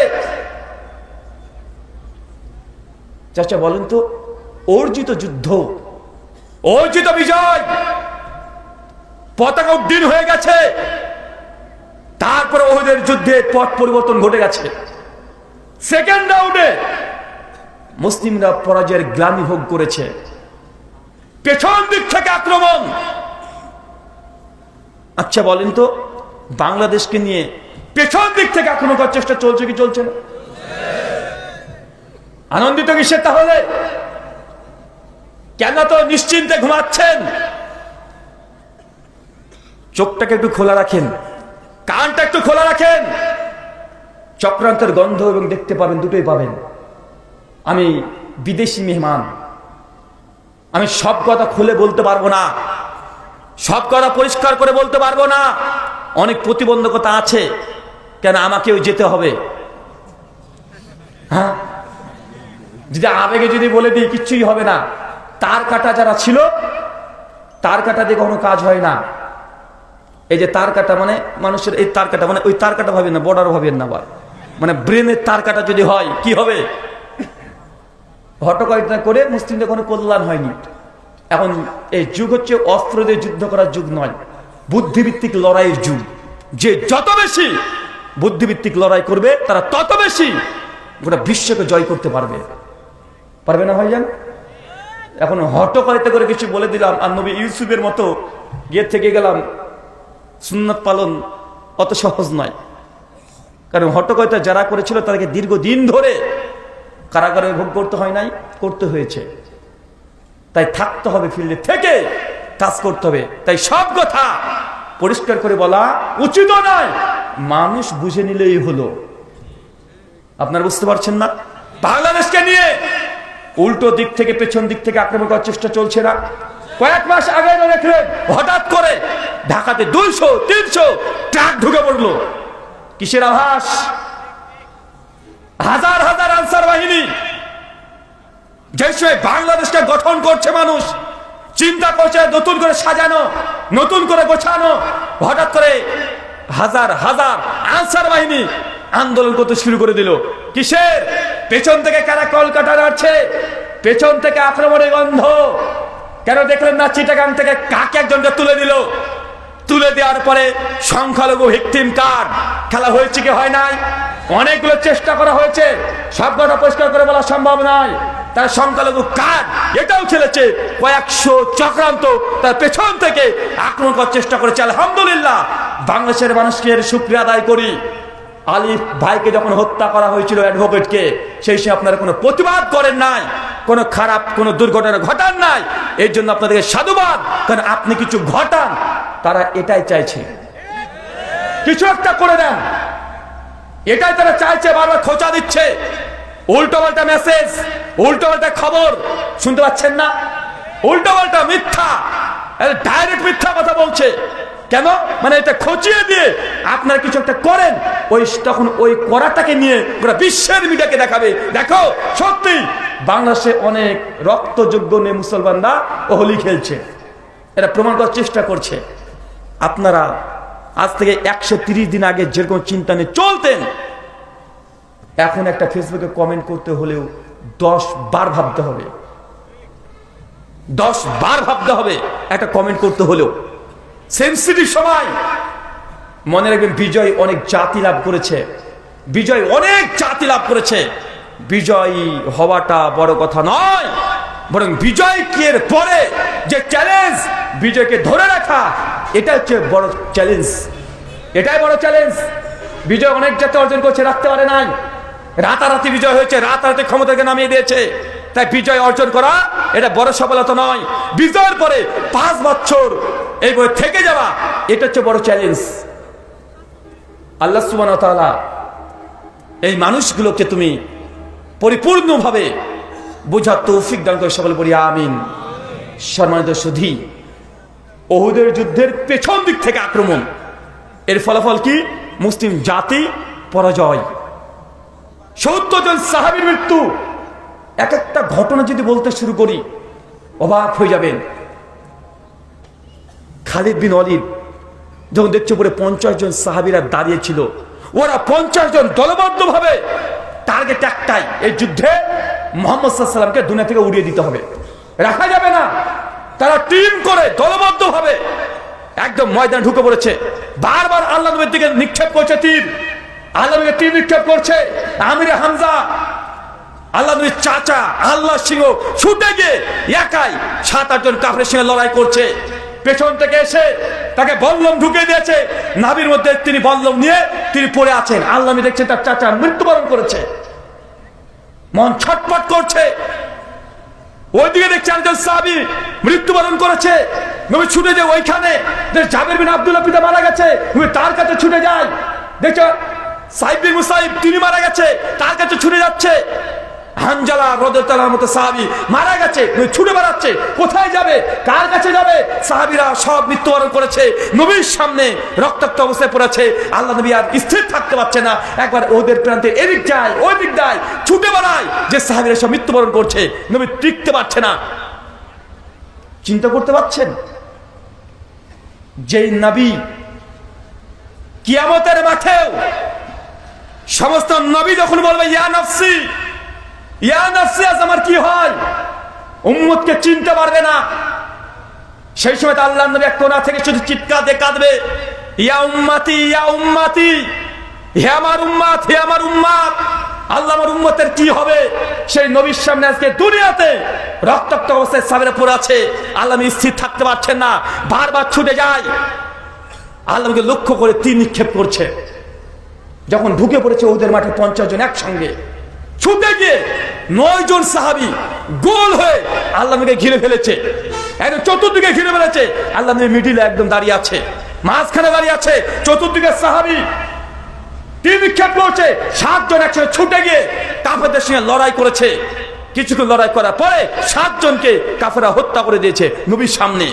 আর কেউ নেই নবীর পাশে, মাত্র 2 জন, মাত্র 2 জন। আবু তালহা ইবনে উবাইদুল্লাহ, তার মানে বিখ্যাত একজন ব্যক্তি, আবু বকর রাদিয়াল্লাহু তাআলা বলছেন উহুদের যুদ্ধের অনেক দিন পরে, আরে উহুদ তো আবু তালহা ইবনে উবাইদুল্লাহরই। কেন জানেন? আবু তালহা ইবনে উবাইদুল্লাহ যুদ্ধের প্রথম থেকে শেষ পর্যন্ত নবীর সবসময় সামনে দাঁড়িয়ে, সবসময় সামনে, আর নবীকে পেছনে রেখেছে।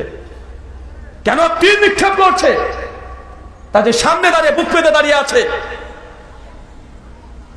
যখন আল্লাহ নবীকে টার্গেট করে কাফেররা তীর নিক্ষেপ করতে শুরু করেছে, আবু তালেব ইবনে উবাইদুল্লাহ ছুটে এসে আল্লাহ নবীর সামনে দাঁড়িয়ে বলছে, ইয়া রাসূলুল্লাহ, আপনি মাথা উঠাবেন না, অনুরোধ করছি মাথা উঠাবেন না, কাফেররা আপনাকে লক্ষ্য করে তীর মারছে, আল্লাহ নবী আপনি মাথা উঠাবেন না, আমার বুককে আপনার বুক করে নেন, আপনি মাথা নিচু করে দেন, আমার থেকে একটু ছোট হয়ে আপনি নিচে বসেন, ইয়া রাসূলুল্লাহ আপনি মাথা উঠাবেন না, আপনাকে তারা হত্যার পরিকল্পনা নিয়ে নিয়েছে। পরপর 50টা তীর নবীকে উদ্দেশ্য করে কাফেররা মেরেছিল। 39টা তীর আবু তালেব ইবনে উবাইদুল্লাহর পুরো শরীরে, বুকে, পেটে, পিঠে, হাতে, গলাতে, পুরো শরীরে তীর বিদ্ধ হয়ে গেছে। 39টা তীর। উহুদের যুদ্ধ ভয়ঙ্কর পরিস্থিতি পরিণতি। আল্লাহ নবী যখন দেখছেন যে না, এই যুদ্ধে টিকে থাকা সম্ভব নয়, সাইদ বিন মুসাইবের হাতে কালেমা, নবীকে যখন আঘাত করতেছে সাইদ বিন মুসাইব দ্রুত গতিতে কাফেরদের মধ্যে প্রবেশ করেছে, একসঙ্গে 4-5 সঙ্গে লড়াই করছে। যখন তার হাতে কালেমার পতাকা, সহসা কাফেররা সেই হাতটাকে কেটে নিয়ে কালেমার পতাকা নিচে ফেলে দিয়েছে মুসলমানদের। আল্লাহ নবীর সঙ্গে সঙ্গে চিৎকার দিয়ে বলছে, আলী কালেমার পতাকা তোমার হাতে যাক, তুমি ধরো। আলী বিন আবি তালেব ছুটে গিয়ে কালেমার পতাকা তুলে নিয়ে তিনি আবার চলে এসেছেন। আল্লাহ নবী বলছেন যে আলী, এই যুদ্ধে আর থাকা সম্ভব নয়, আমার সাহাবীরা চতুর্দিকে মৃত্যুবরণ করছে, চলো সবাইকে জানিয়ে দাও উহুদের মাঠ ছেড়ে দাও, ছেড়ে দাও, আমরা উহুদে আর থাকবো না। শ্রেষ্ঠ মানুষ ওদের যুদ্ধ ত্যাগ করে চলে যাচ্ছে, পায়ে রক্ত বের হচ্ছে, 4খানা তীর নিক্ষেপ করেছে আল্লাহ নবীর পায়ে, দাঁতে পাথর বেড়ে দাঁতটাকে দাঁত মোড়ককে ভেঙে দিয়েছে। নবী চলে আসছেন, সহজে সাহাবীদেরকে বলছেন, তোমাদের যাদের যাদের আত্মীয় স্বজন শহীদ হয়েছে তাদের লাশ নিয়ে তোমরা চলে আসো, দ্রুত গতিতে মাঠকে ত্যাগ করে দাও। সবাই তার নিকট আত্মীয়, কার মামাতো ভাই, কার আপন ছেলে, কার মেয়ে, কার চাচা, কার বন্ধু, সব একটা একটা করে লাশ নিচ্ছে আর কাঁধে করে নিয়ে তারা চলে যাচ্ছে। ওদের মাঠ ত্যাগ করছে সকলে একা একা। একটা লাশ দেখছে, কেউ চিনতে পারছে না, অপরিচিত। একজন সাহাবী বলছে, এই লাশটা কার? একজন বলছে, এটা কাফের, আমাদের দলে কেন? এটা কাফের, আমাদের দলে কি করছে? একজন সাহাবী এসে বলছে, ইয়া রাসূলুল্লাহ, এই লোকটা উহুদের যুদ্ধের কয়েক ঘন্টা আগে কালেমা পড়েছে,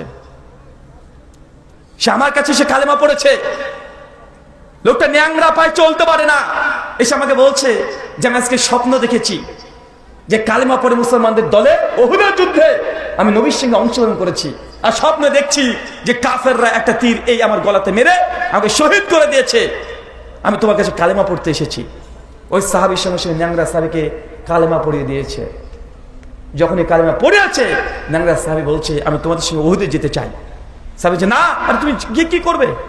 তুই তো চলতে পারবে না, যুদ্ধে তুই যেও না। বলছে, না, আমার শখ, আমার ইচ্ছা যে আমি শহীদের মর্যাদা লাভ করব, আমি মুহাম্মদ সাল্লাল্লাহু আলাইহি ওয়াসাল্লামের সঙ্গে আমি যুদ্ধ করব, এটা আমার স্বপ্ন, আমার ইচ্ছা। ওই সাহাবী বলছে, তখন আমি তাকে নিয়েই উহুদের যুদ্ধে এসেছি। আল্লাহ নবী তার দিকে যখন তাকিয়ে দেখছেন, সত্যি ওর গলার এই জায়গাতে তীরটা লেগেছে, যে জায়গায় ও স্বপ্ন দেখেছে। আল্লাহ নবী বলছেন যে এই ব্যক্তি 1 রাকাত নামাজ পড়েনি, 1 রাকাতও নামাজ পড়েনি, কোনো আমল নেই, তারপরেও আল্লাহ শহীদ করে নিয়েছে। তারপরে শহীদ। সবাই চলে আসছে নিজের আত্মীয় স্বজনকে নিয়ে। হঠাৎ করে দেখছে একজন লাশ খুঁজে পাওয়া যাচ্ছে না, একজনকে খুঁজে পাওয়া যাচ্ছে না। আল্লাহ নবী বলছেন যে হানজালা কোথায়? আমার হানজালা লাশ কোথায়? হানজালাকে জানেন? সেই মুসলিম 3008 নম্বর হাদিস। হানজালা রাদিয়াল্লাহু তাআলা আনহা বিয়ে করেছে, সদ্য বিয়ে করেছে, বাসর করছে স্ত্রীর সঙ্গে। উষ্ণ মুহূর্ত, ভালোবাসার মুহূর্ত। একজন পুরুষের জন্য সবচেয়ে শ্রেষ্ঠ রাত দুনিয়াতে যদি কিছু হয়ে থাকে, বাসর রাত। বাসরে আছে, পেছন থেকে ডাকছে, হানজালা। নবী আমাদেরকে উহুদে যাওয়ার জন্য কথা বলেছেন, আদেশ করেছেন। হানজালা ওই অবস্থায় স্ত্রীকে ত্যাগ করে দিয়ে ছুটে তরবারি নিয়ে উহুদের মাঠে চলে এসেছে, লড়াই করেছে, মৃত্যুবরণ করেছে, শহীদ হয়ে গেছে। কিন্তু তার লাশ খুঁজে পাওয়া যাচ্ছে না। ওদের প্রান্ত সবাই খুঁজে বেড়াচ্ছে, হানজালা কোথায়, তার লাশ কোথায়? সবাই হচ্ছে, আমি তো দেখেছি হানজালাকে লড়াই করতে, ওই জায়গাতে লড়াই করছিল, কাফেরের সঙ্গে লড়াই করছিল, কই? একটু একজন সাহাবী বলছে, ইয়া রাসূলুল্লাহ, ওই দেখেন হানজালার লাশ, ওই দেখেন হানজালা। দেখছে মাটি থেকে প্রায় 4 ফিট উপরে হানজালা রাদিয়াল্লাহু আনহা ভাসছে। শরীর থেকে টপ টপ করে পানি পড়ছে। আল্লাহ নবী তাকে বলছে, সাহাবী আমার হানজালাকে ফেরেশতারা এসে গোসল দেওয়াচ্ছে। দেখো হানজালাকে ফেরেশতারা গোসল দেওয়াচ্ছে। পরবর্তী সময় জানা যায় হানজালা স্ত্রীর কাছ থেকে যে ওই দিন তার স্ত্রীর সঙ্গে মেলামেশা করে ফরজ গোসল করার সময়টাও দেয় নাই। নবী ডেকেছে, সঙ্গে সঙ্গে বেরিয়ে পড়েছে। জজবা ফেরেশতারা ওই মাঠে এই সাহাবীকে গোসল দিয়ে দিয়েছে। সবাই যখন ছুটে চলে আসছে, সবাই চলে যাচ্ছে, আল্লাহ নবীর পা থেকে সে রক্ত বেরিয়ে চলছে, হাঁটতে পারছে না। ফাতেমা রাদিয়াল্লাহু তাআলা ছুটে এসে আল্লাহ নবীর পায়ে পানি দিয়ে সেগুলোকে পরিষ্কার করে দিচ্ছে। অনেক দূর চলে গেছে, যেতে যেতে যেতে যেতে ওদের প্রান্তের একটা উঁচু জায়গা পেয়েছে। আল্লাহ নবী বারবার ওঠার চেষ্টা করছে, নবী উঠতে পারছেন না। আবু তালহা ইবনে উবাইদুল্লাহ পেছন থেকে ছুটে এসে, কে বলেন আবু তালহা ইবনে উবাইদুল্লাহ? 39 খানা তীর যার বুকে লেগে আছে, করে শরীর ঝাঁঝরা, ছুটে গিয়ে আল্লাহ নবীকে শূন্য করে তুলে কাঁধে নিয়ে আবার ছুটতে শুরু করেছে। ইয়া রাসূলুল্লাহ, ছুটছে, 39 খানা তীর শরীরে বিদ্ধ আছে। চিন্তা করতে পারছেন? তার জন্য আমি আগেই বলেছি, বিজয়ের ইতিহাস কম পড়বেন। বিজয়ের ইতিহাস যদি এই ছেলেরা পড়ে, তাহলে তারা অনেকটা নিজে থেকে দুর্বল হয়ে পড়বে। পড়তে হবে পরাজয়ের ইতিহাস বেশি বেশি করে। আমাদের পূর্বপুরুষরা কোন ভুল করেছে, কোন ত্রুটি করেছে, যেই কারণে পরাজয়ের গ্লানি ভোগ করতে হয়েছে, এই ইতিহাস আগে পড়তে হবে। কেন? আল্লাহ নবী বলেছেন যে আমার মুসলমান মুমিন কখনো একই গর্তে দুইবার পা দেয় না। ইতিহাস এই জন্য লেখা হয় যেন ইতিহাস থেকে আপনি শিক্ষা নিতে পারেন যে আমাদের পূর্বপুরুষ কোন ভুলটা করেছে। তাই উহুদের যুদ্ধের মুসলমানদের যে হেরে গেছে, বিজয়ের পরেও এই গোটা ঘটনা বললাম। কারণ বলতে পারবেন কি কারণে মুসলমানরা হেরে গেল? কথা বলেন। জি, পাহাড় থেকে নেমে পড়েছিল। আপনাকে কারণ বের করতে হবে। বর্তমানে বাংলাদেশের সিচুয়েশন আর উহুদের এই ঘটনা মিল আছে না নাই? কথা বলেন। প্রত্যেকটা জায়গাতে মিল আপনাকে ধরে ধরে দেওয়া যাবে। তাই আপনাদেরকে পয়েন্ট নিজেকে বের করতে হবে যে বিজয় যেন আবার ছিনিয়ে নিতে না পারে। আপনি বলছেন এখনই স্বাধীন, এখনো কিছু হয় নাই, এখনো রাষ্ট্র গঠন এখনো হয় নাই। বের করেন মুসলমানরা উহুদের যুদ্ধের যে ঘটনা বললাম, কোন কারণে মুসলমান বিজয়ের পরে এবার পরাজয়ের গ্লানি ভোগ করেছে, পয়েন্ট বের করেন তো। জি, নবীর আদেশকে লঙ্ঘন এক, আর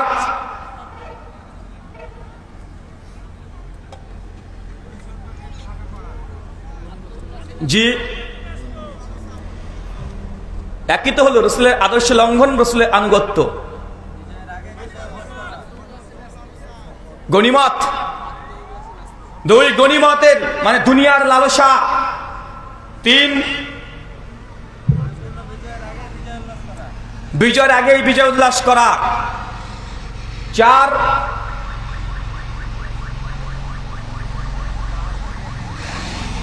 জি দেখেন, কারণ যদি বের করতে না পারেন এই ভুলগুলো আবার আপনারাই করবেন, নিজেরাই করবেন। আবার কিভাবে করে ফেলবেন? আমি 5টা কারণ বলছি। কয়টা? 5খানা। 1, নবীর আদর্শকে আদেশকে লঙ্ঘন করা। 2, নবী যাকে নেতা বানিয়ে দিয়েছেন সেই নেতারও আদর্শকে আদেশকে উপেক্ষা করা। 3, মুসলিমদের মধ্যে মতভেদ। কি বলেন তো? ওই যে 50 জন সাহাবীর মধ্যে অধিকাংশ বলছে নিচে নেমে পড়বো, আর কিছু সাহাবী বলছে না, নামবো না। আরে নবী এখন আদেশ করে নাই, কেন নামবো? আর অধিকাংশ বলছে যে না, জিতে গেছে, থেকে কি লাভ, নেমে পড়েছে। তো সাহাবীদের মধ্যে কি কথা বলেন? মতভেদ করেছে। কিন্তু মতভেদের সমাধান নিয়েছে কি তারা? নবীর কাছ থেকে সমাধান নিয়েছে? না। কোথা থেকে সমাধান নিয়েছে? নিজের বুদ্ধি, যুক্তি, কিয়াসকে প্রাধান্য দিয়েছে। নবীর আদেশের চাইতে কিয়াস, যুক্তি, বিদ্যা। আরে জিতে গেছি, থেকে কি লাভ? নবী তো বলে দিয়েছে জিতে গেলে নামবে না।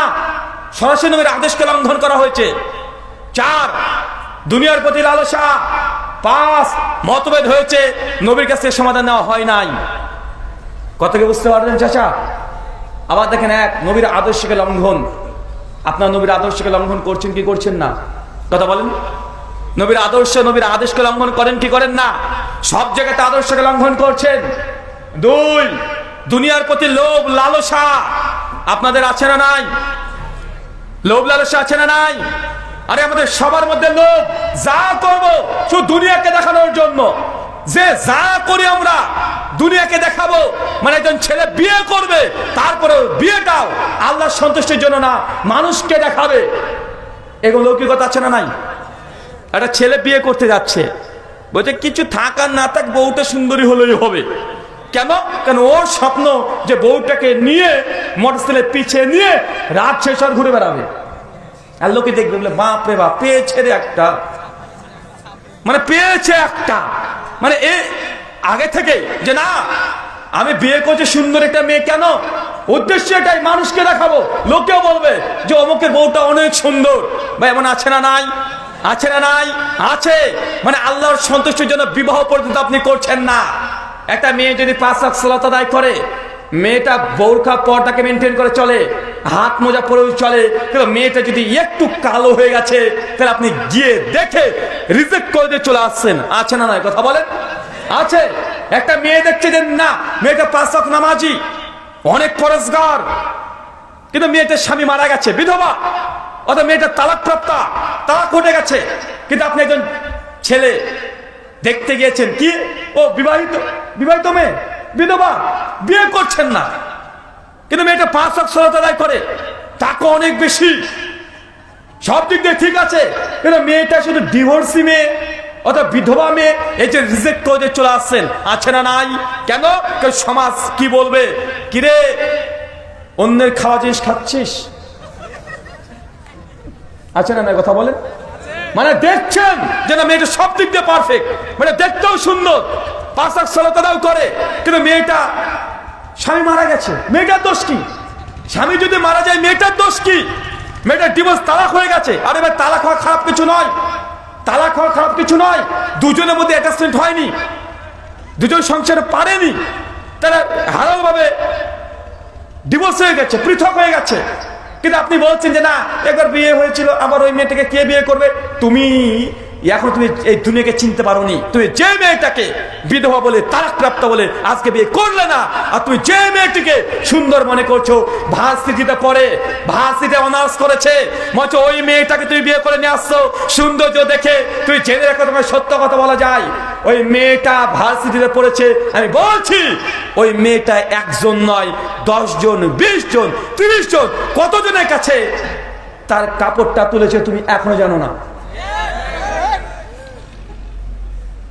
ওই বিধবা মেয়ে, তালাক প্রাপ্ত মেয়ে, ও বৈধভাবে একজনের কাছে হালাল হয়েছে, হালাল পদ্ধতিতে একজনের কাছে গিয়েছে। তো তুমি যাকে যে গার্লফ্রেন্ডের পেছনে ছুটছো, যে মেয়েটার পেছনে ছুটছো, 14ই ফেব্রুয়ারি নিয়ে পরিকল্পনা করছো, ওর জীবনে যে কত 14ই ফেব্রুয়ারি হয়েছে, প্রতিদিন রাত্রে যে কত 14ই ফেব্রুয়ারি হচ্ছে, ওই যে কত জায়গাতে যে শরীরটাকে অন্য পুরুষকে দিয়েছে, তুমি জানো না? তুমি একটা কেউ খেয়েছে তার জন্য তুমি রিজেক্ট করে দিয়েছো।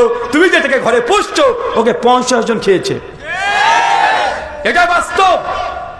তুমি জেনে রাখো, তোমার ওই ভার্সিটির পড়ার ওই মেয়েটার চাইতে একজন বোরকা পুরোহিতা, একজন তালাক প্রাপ্ত মেয়ে অনেক গুণে ভালো, অনেক গুণে ভালো।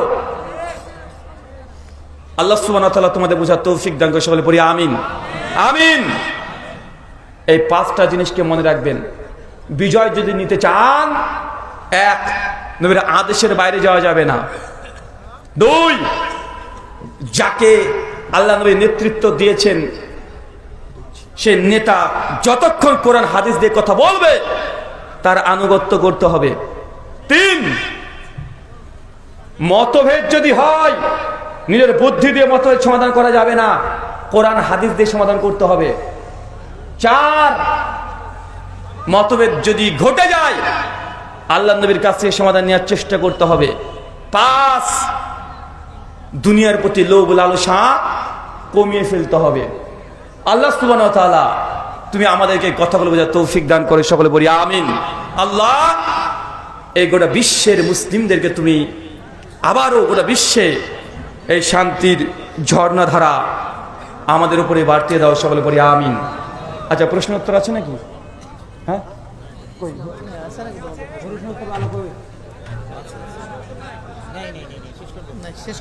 প্রশ্ন উত্তর নেই। শুকরান, জাযাকাল্লাহ খায়রান, বারাকাল্লাহ ফিক।